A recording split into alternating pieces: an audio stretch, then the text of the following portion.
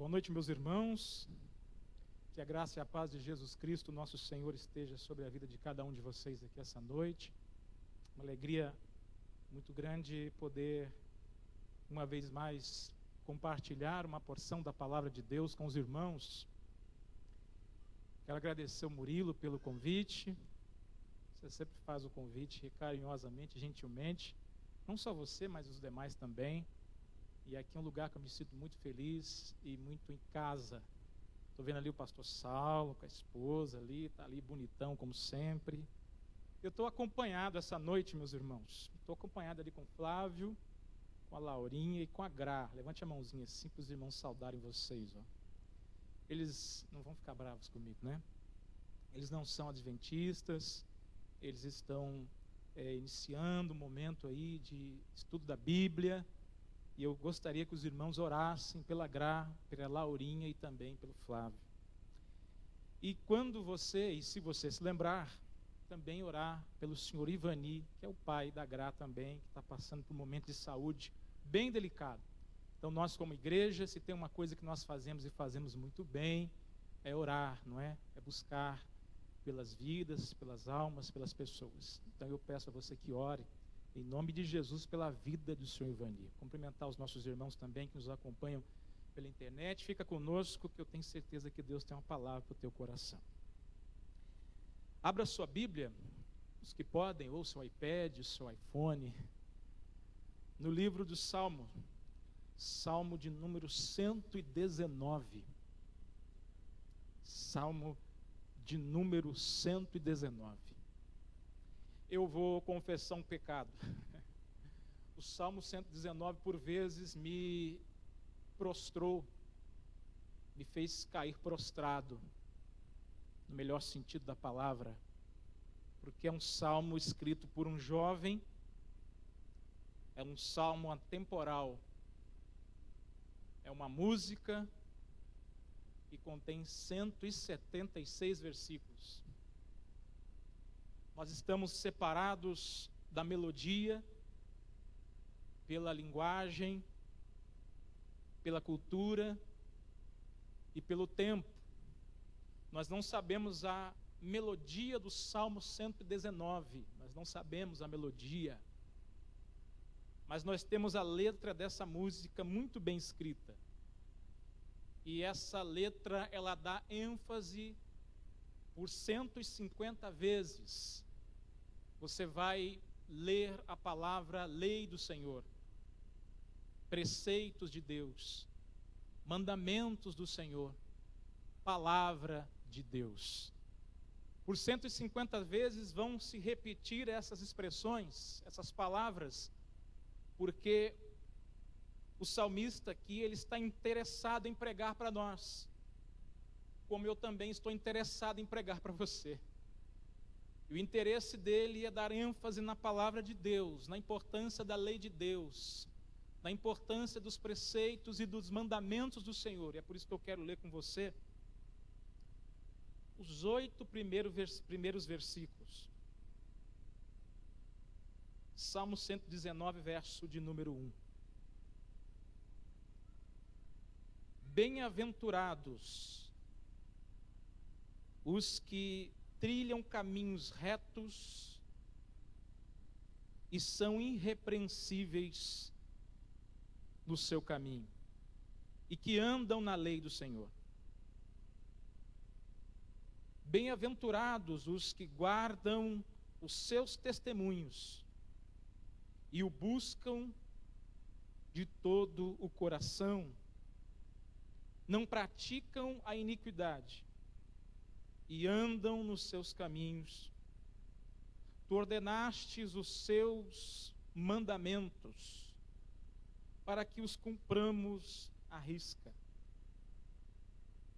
Tomara sejam firmes os meus passos, para que eu observe os seus preceitos. Então não terei do que me envergonhar, quando considerarem todos os teus mandamentos. Render-te-ei graças, com integridade de coração, quando tiver aprendido os seus retos juízos, cumprirei os seus decretos ou estatutos, não me desampares jamais. Amém, meus irmãos? Algumas traduções vão dizer que esse salmo ele é entregue ao cantor mor. Quem é o cantor mor? É o chefe da música. É aquele que se utilizava dos mesmos movimentos que o Ronald utilizava aqui na hora que louvava. Era o homem que possuía a batuta. Era aquele que se colocava diante dos levitas, que de acordo com 2 Crônicas, no capítulo 5, estavam muito bem vestidos, muito bem alinhados e preparados para louvar ao Senhor. O cantor mor é aquele que empunhava a sua batuta para louvar a Deus com os levitas. Esse Salmo 119 é conhecido também como Salmo dos Salmos. E como eu disse no princípio, a ênfase aqui é na palavra de Deus. Por exemplo, no verso de número 1, ele está dizendo que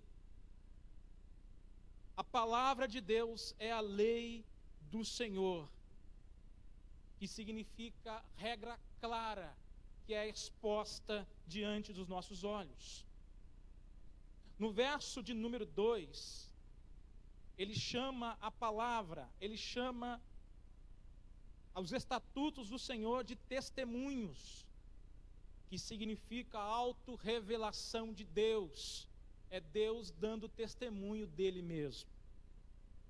Do verso de número 3, ele chama a palavra de Deus de caminho, que significa início de desenvolvimento. No verso de número 4, ele chama a palavra de Deus de mandamentos, que significam ordens que exigem obediência. No verso de número 5, ele chama a palavra de Deus de estatutos, registro que não pode ser apagado. No verso de número 6, ele chama a palavra de Deus novamente de mandamento, que significa ordem que exige obediência. No versículo de número 7, ele chama a Bíblia de reto juízo, a palavra de reto juízo. Ou seja, a Bíblia nos julga enquanto nós a lemos. Enquanto nós lemos a Bíblia, nós somos julgados por ela. Por exemplo, não é como aquela caixinha de promessas que nós utilizamos. Muitas vezes nós queremos ouvir uma palavra de Deus, nós queremos buscar a Deus, nós utilizamos aquelas caixinhas de promessa. Não, mas quando você, por exemplo, vai estudar a Bíblia e quer saber algo a teu respeito, você quer que Deus fale com você, vai se cumprir o que o salmista está dizendo aqui no verso de número 7. Os retos e justos juízos de Deus, porque quando nós estudamos a Bíblia, nós somos julgados por ela, e nós nos encontramos inseridos naquilo que está escrito. Vou dar um exemplo para você. Por exemplo, quando você se aplica a estudar a palavra de Deus, começando pelo Gênesis, você vai encontrar ali a criação, no capítulo 1. No capítulo 2, você encontra a formação. No capítulo 3, a queda. No capítulo 4 acontece o quê? Um assassinato. No capítulo 5 é genealogia, só que Caim está fora, porque alguém que descarta ou mata o seu próprio irmão não serve para fazer parte do plano e do projeto de Deus. No capítulo 6 você vai encontrar ali uma terrível rebelião contra Deus. E o mesmo vai acontecer no capítulo 9, no capítulo 10 e no capítulo 11 do Gênesis. Aí você lê o texto e você diz para você mesmo, como eu digo, eu não sirvo para nada, eu sou de uma geração e de uma natureza caída mesmo. A Bíblia nos julga enquanto nós a estudamos, enquanto nós lemos a palavra de Deus, nós somos julgados por ela. É isso que o salmista está dizendo quando ele chama a palavra de Deus de reto juízo. E ele termina o verso 8 que você leu comigo, chamando a palavra de Deus de estatutos, que são registros que não podem ser apagados, ou em algumas traduções é chamado de preceitos, algo que foi entregue para alguém, um presente, por exemplo, mas esse alguém é responsabilizado por receber tal presente. Nós somos privilegiados, meus irmãos, porque nós temos acesso à Bíblia, à palavra de Deus, que é a vontade, é o desejo de Deus revelados para cada um de nós. Mas, dentro de tudo isso que eu disse nessa introdução, eu queria que você mantesse a sua Bíblia aberta, que eu quero falar a respeito de 3 versículos apenas, porque senão nós não saímos daqui. Não é porque eu sou bom, não, é porque o assunto é muito denso, tem muita coisa boa aqui. Por exemplo, eu quero que você leia comigo aí o verso de número 1. Me ajude a esmiuçar a vontade de Deus. O verso de número 1 está dizendo assim: bem-aventurados os que trilham caminhos retos e andam na lei do Senhor. O que significa, meus irmãos, bem-aventurados? Todos nós sabemos. Bem-aventurados são felizes, abençoados, são prósperos, são pessoas que receberam algo de Deus, são felizes, são bem-aventuradas. Elas são felizes por trilharem caminhos retos. Mas o que é ser bem-aventurado de acordo com aquilo que Jesus escreveu, ou disse, na verdade, em Mateus capítulo 5? Lá são revelados alguns atributos dos cristãos. Bem-aventurados os que choram, bem-aventurados os pacificadores, bem-aventurados aqueles que são perseguidos pela sua fé. Alguns atributos dos cristãos quando se convertem, quando se encontram com a palavra, quando conhecem a verdade de Deus e têm o seu coração quebrantado, que ao invés de aumentar, na verdade nós fazemos o caminho inverso, nós diminuímos e fazemos com que o nosso Senhor seja maior do que cada um de nós. Ser bem-aventurado, segundo Jesus, é receber esses atributos, sim, mas o que são aqueles que devem trilhar os caminhos retos? O que é trilhar os caminhos retos, meus irmãos? Trilhar caminhos retos significa, dentre tantas coisas, as escolhas da vida. As escolhas que nós temos, as escolhas que nós fazemos.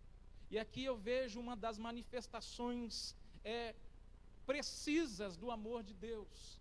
É a capacidade que Ele nos dá de escolher o caminho que é bom, o caminho que é reto, o caminho que é justo. Deus nos deu essa capacidade de discernir aquilo que nós devemos ou não devemos fazer. Vou explicar para você, para que você entenda. Por exemplo, eu posso escolher o caminho da família, o caminho do namoro, o caminho do casamento.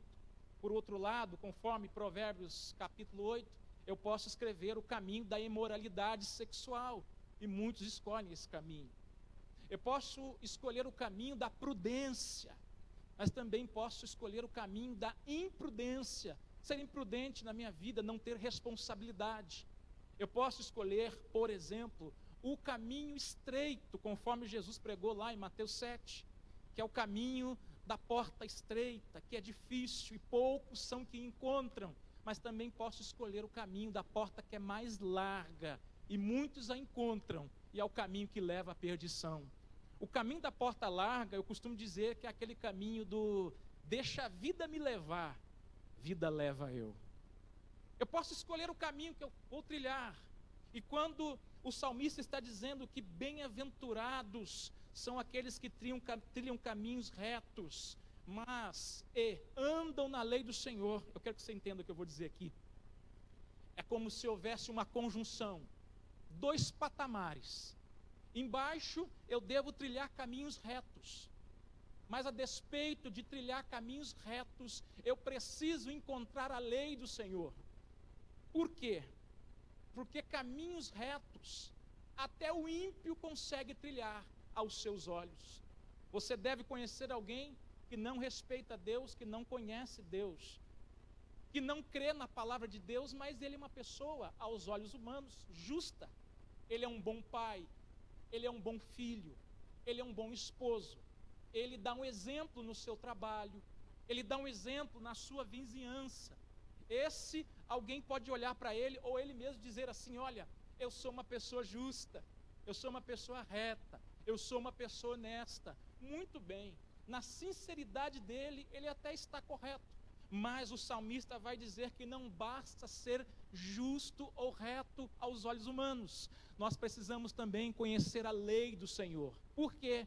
Porque quando nós buscamos a retidão, sendo uma pessoa reta, justa, alguém que sabe discernir daquilo que é certo ou errado, nós somos capacitados também pela lei de Deus, agora não só para viver uma vida tranquila nessa terra, mas também para herdar o reino dos céus.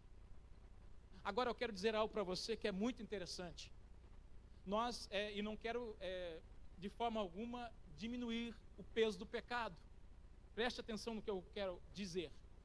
Por exemplo, nós costumamos imaginar, dizer e pensar que as pessoas se perderão somente pelo peso do pecado. E isso é uma verdade. Mas muitos vão se perder não somente pelo pecado propriamente dito, concebido, mas principalmente, muitas pessoas vão se perder por não reconhecer a necessidade de um Salvador. Quando nós olhamos para o mundo, para as pessoas que são retas aos seus próprios olhos, eles confiam apenas nas suas obras, mas o salmista vai fazer uma conjunção. Nós precisamos ser retos e também andar na lei do Senhor, porque ela nos capacita a dia alcançarmos aquilo que nós chamamos de glorificação. Hoje nós somos salvos pela fé em Jesus Cristo, mas ainda não estamos glorificados. Nós estamos no processo de santificação. E que processo de santificação é esse? O pecado que eu cometi ontem, eu não cometo hoje. O pecado que eu cometo hoje, eu não vou cometer amanhã. E a lei do Senhor me capacita dia a dia a aprender de Deus, a crescer com Deus e a glorificar o nome de Deus. Esse é o princípio que o salmista está dizendo: bem-aventurados os que trilham os caminhos retos e andam na lei do Senhor. Muitos escolhem andar pelo caminho da imprudência, irmãos. É por isso que nós somos dependentes. Dependente de quê, meu irmão? Dependente de vir à igreja. Nós somos dependentes da pregação, da mensagem.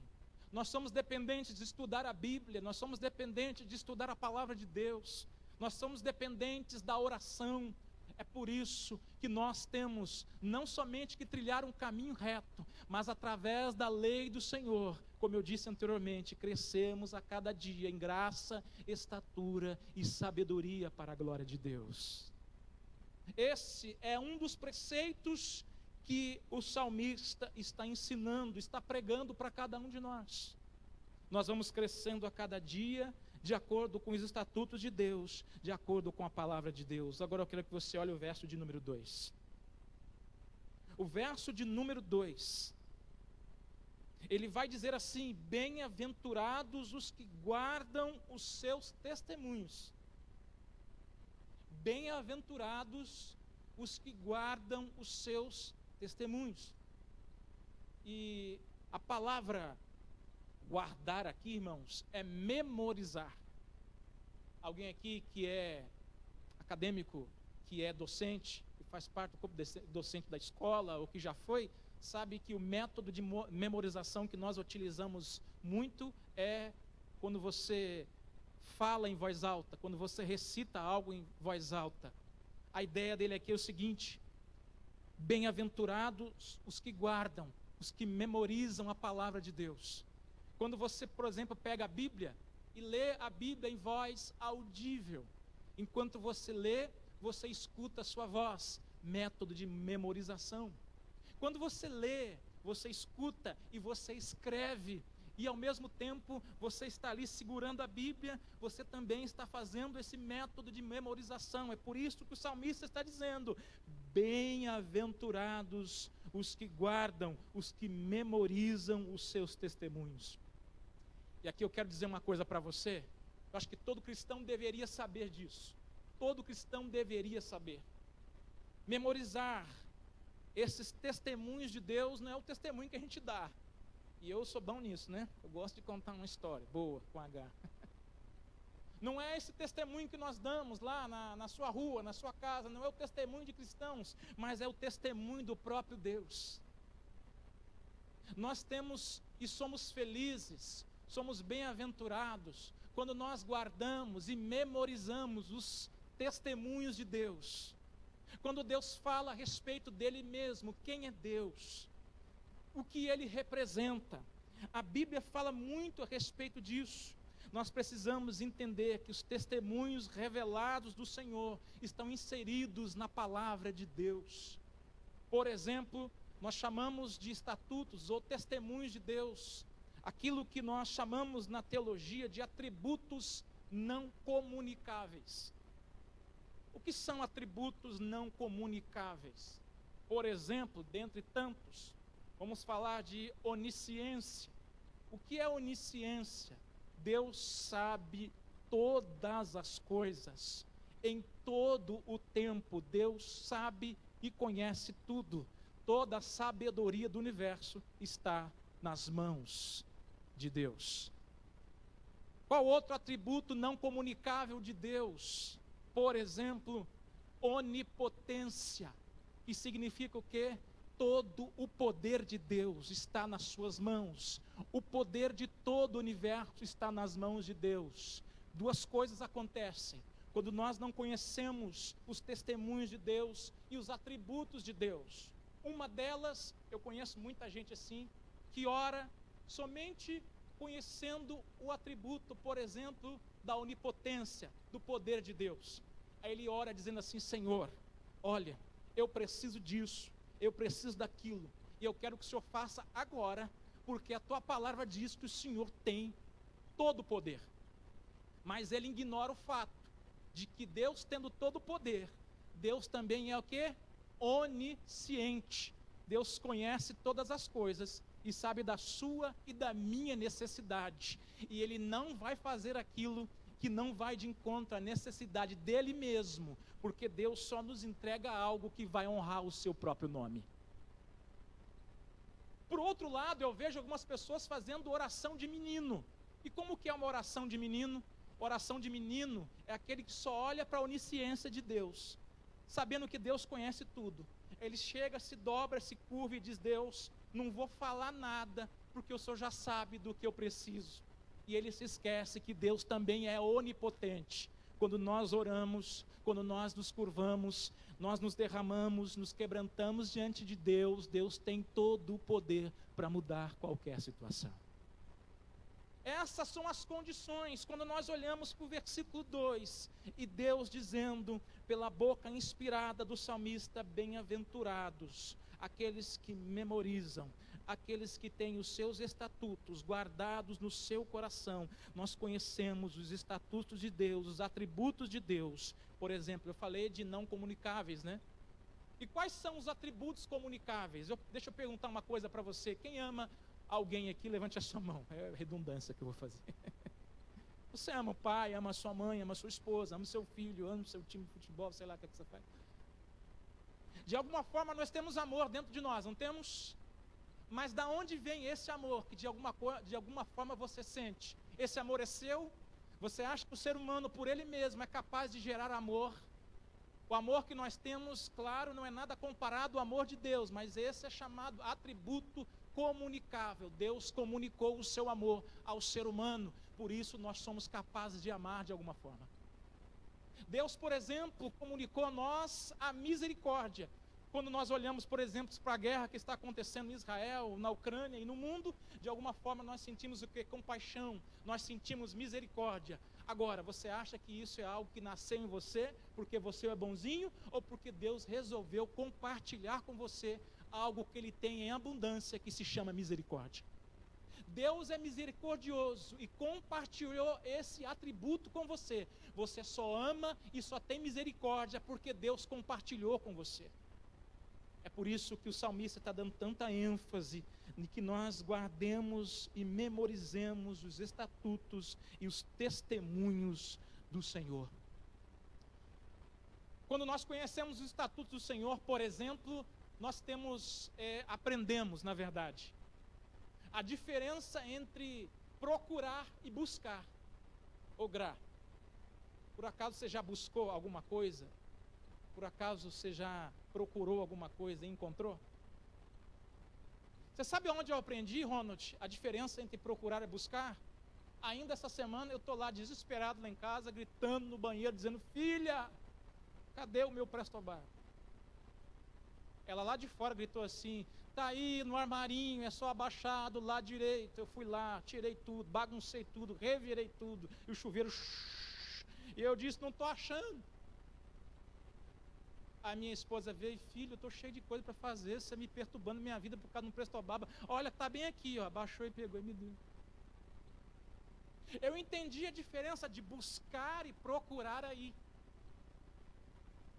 A Bíblia diz, de acordo com o que está escrito lá em Jeremias, no capítulo 29, buscar-me-ei, o Senhor está dizendo para o seu povo que está cativo, sem esperança nenhuma, mas está falando pela boca do profeta o seguinte: buscar-me-ei e me acharei, quando me buscares de quê? De todo o vosso coração. É a diferença de buscar e procurar. Quando nós buscamos com diligência a Deus, nós encontramos. Agora, quando procuramos sem direção, sem diligência nenhuma, aquilo que nós tanto ansiamos, nós não conseguimos encontrar. É por isso que o salmista está dizendo, dando tanta ênfase: memorize, guardem os estatutos do Senhor, guardem os estatutos de Deus.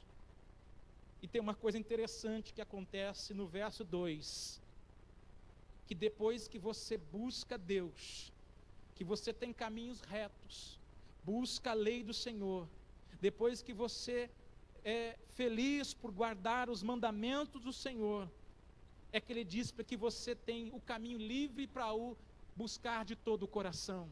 Deixa eu dizer uma coisa para você, meu irmão: uma coisa está ligada à outra. Não tem como nós buscarmos a Deus de todo o coração se nós não passarmos pelos primeiros processos.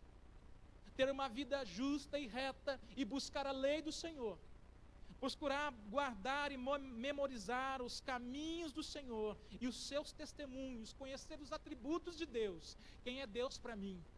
Quando eu entendo quem é Deus para mim, eu começo a orar melhor. Quando eu entendo quem é Deus para mim, eu começo a pregar a palavra de Deus melhor. Eu começo a entender qual é o projeto de Deus, o projeto da salvação. Eu começo a entender o que Deus tem para a minha vida. E talvez o que Deus tenha para a sua vida hoje é isso: busque a lei de Deus, busque as palavras de Deus, porque o que nós estamos vendo aí fora, irmãos, eu vou entrar nesse assunto daqui a 2 minutos e vou terminar.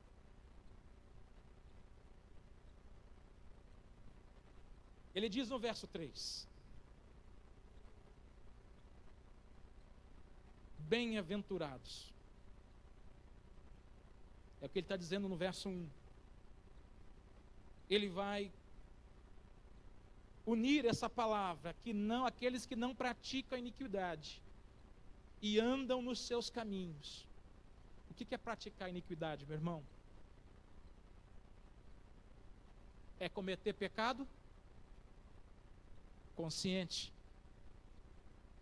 Você já ouviu falar do pecado da mão levantada? Não. Eu ouvi falar uma vez aí, gostei, guardei.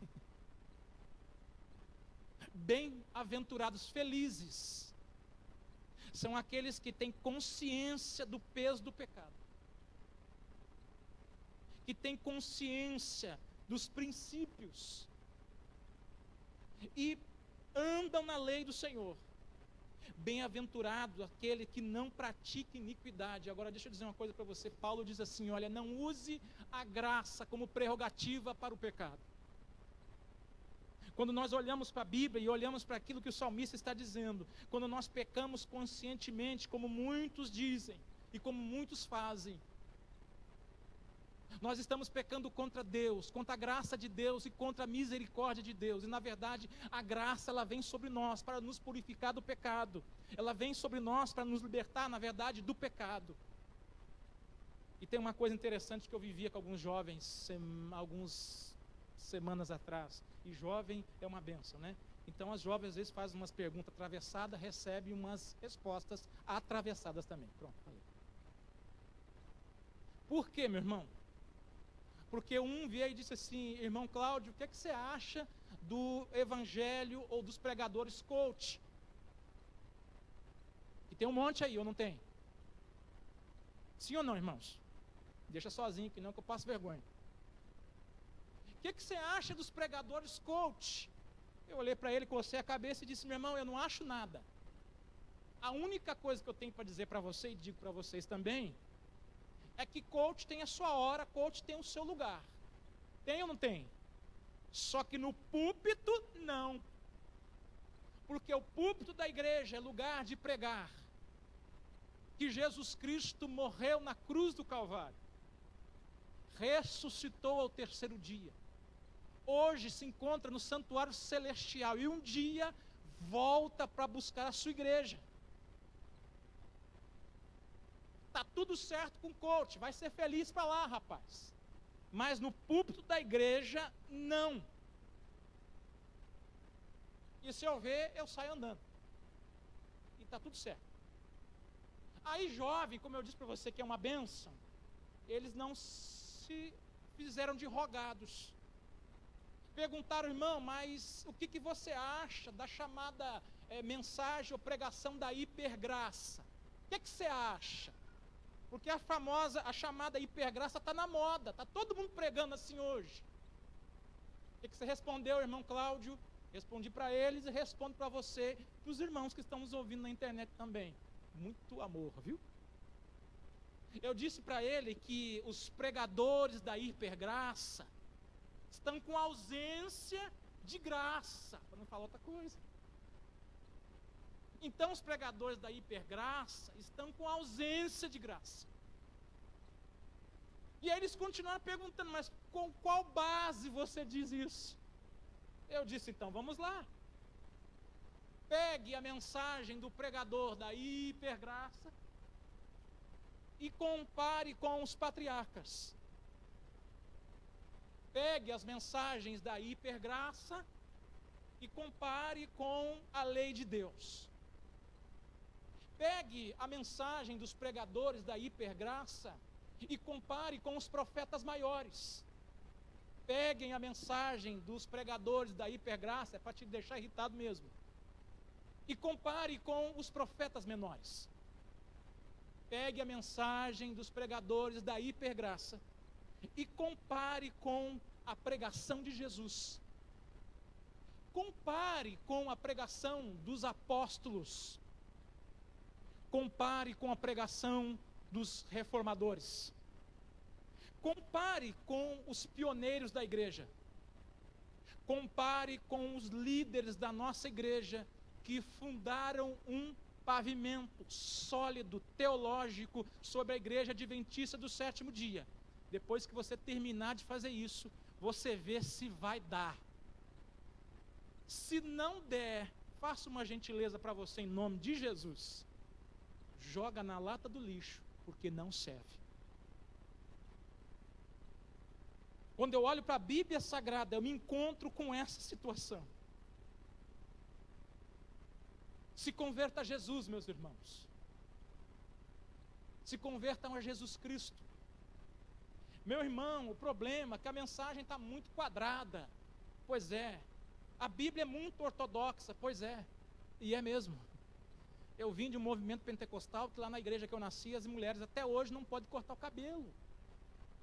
A minha mamãe se converteu lá e está com o cabelão já e não vai cortar.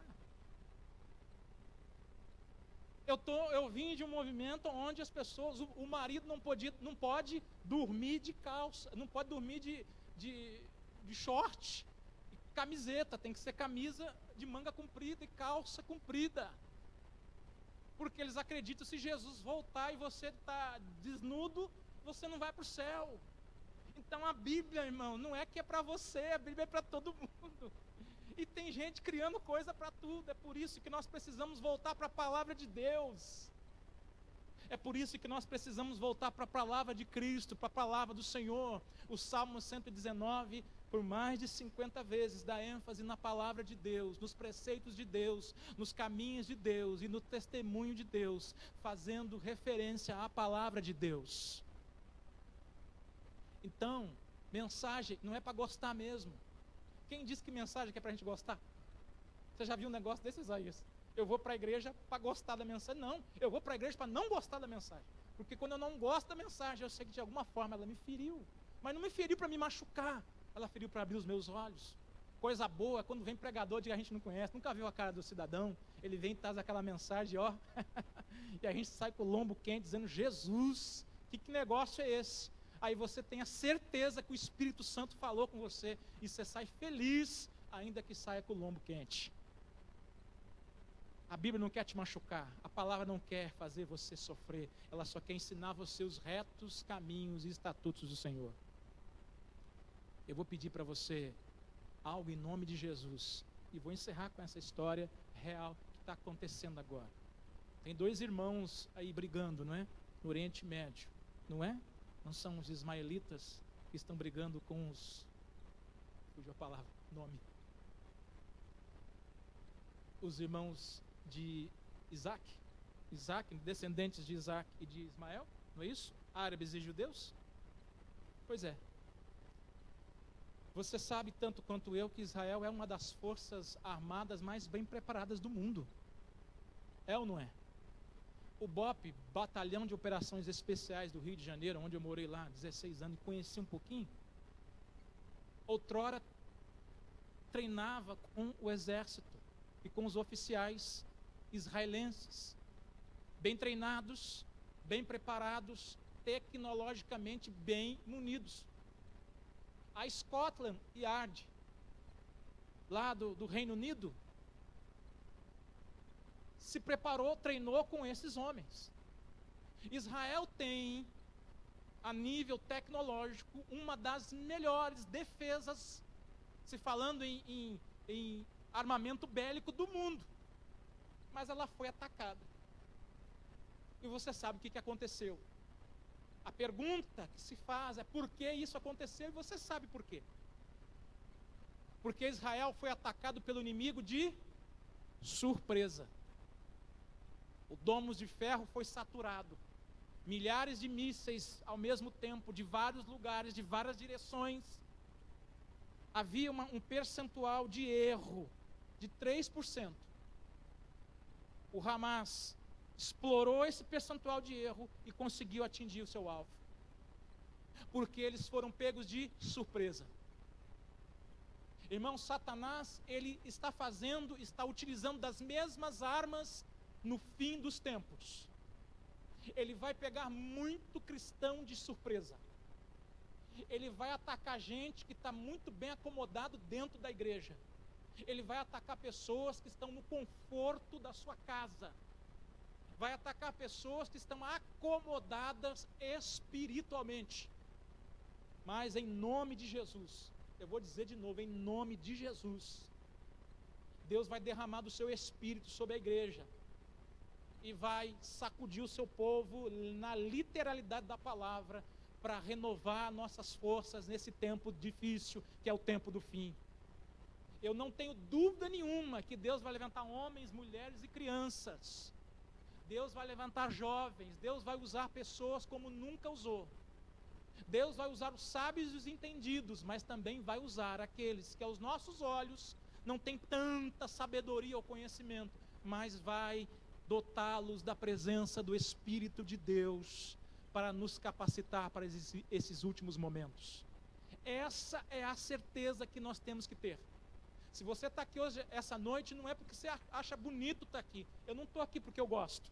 Aliás, pregar cansa bastante. Cansa ou não cansa? Prega segunda, terça, quarta, quinta. Eu faço isso todo dia. Não é não, Fernandinho? Cansa ou não cansa cantar? Segunda, terça, chega na sexta-feira, o camarada não está se aguentando. Pois é. É cansativo. Alguém vai perguntar, então por que você faz, irmão? Senso de responsabilidade. Nem pregador eu sou, Mas se deixar eu falar, eu falo. Quero convidar você a ficar de pé. Quero orar com você em nome de Jesus. E quero que você guarde essa palavra no teu coração. O Salmo 119 tem muita coisa. Muita coisa. É de pé mesmo que a gente ora? Não sei. É de pé? Pode ser? Fique bravo não, viu? Dá uma espichada aí que é bom, que às vezes a gente fica aí meio... Esse é o pedido que eu faço em nome de Jesus. Em nome de Jesus. Volta para a tua casa hoje. E olha, Bíblia. Abraça, dorme com esse trem aqui. Vive com a palavra. Come a palavra. Porque dela depende a nossa vida, a nossa salvação. Nós precisamos estar cheio de Deus pela palavra. A gente está vivendo um mundo de muito conhecimento. Isso é muito bom. Mas nós precisamos da lei de Deus. A lei de Deus que é ortodoxa mesmo. Não tem modernidade aqui. Foi escrito, nem para nós foi escrita. Hebraico, aramaico e grego, não existia nem português, mas chegou para nós. Pela misericórdia de Deus. Vamos orar pela sua família. Olha pela sua família, irmão. Eu estou orando muito pela minha família. Ora muito, mas muito mesmo. Ore pelos seus filhos, pelos seus pais, pelas pessoas que você ama. Porque vai chegar um tempo que a porta da graça fecha. E não dá tempo de fazer mais nada, não dá tempo de cantar, orar, pregar, acabou. E aí a gente vai chegar lá, vai reconhecer todo mundo, aquele irmão, aquela irmã. E vai ser um dia de surpresa, né? Quem a gente acha que não está, vai estar. Quem não acha que está, não está. E vai ser aquela coisa. Pelo menos a gente imagina e sabe que, de certa forma, vai ser isso. Curva a sua fronte. Maravilhoso Deus e Pai que estás nos céus. Bendito e louvado seja o teu nome, Senhor. Nós estamos em um momento crucial da nossa história. Nós estamos vivendo um momento de terrível ataque aos preceitos da tua igreja. Estamos vivendo um momento de apostasia terrível. Estamos vivendo um momento de mornidão, de frieza espiritual. Mas como teu servo, como servos que somos, nós viemos aqui, Senhor, clamar. Nós viemos clamar, Senhor, para que o avivamento não seja nós trabalhando para Deus, não. Mas que seja o Senhor trabalhando em nós. Nós abrimos espaço, meu Deus, no nosso coração para que isso aconteça. Nós abrimos espaço na nossa vida, na nossa agenda. Nós estamos muito atarefados. Nós estamos muito preocupados com o que vamos comer, beber, vestir. Mas, Senhor, nos dá, Senhor, essa noite ainda, um bálsamo de renovo espiritual, de graça. Em nome de Jesus Cristo, nós te agradecemos. Nos dê uma semana, Senhor, ainda mais abençoada e abençoadora, para que o seu nome continue sendo louvado. Em nome de Jesus. Amém e amém.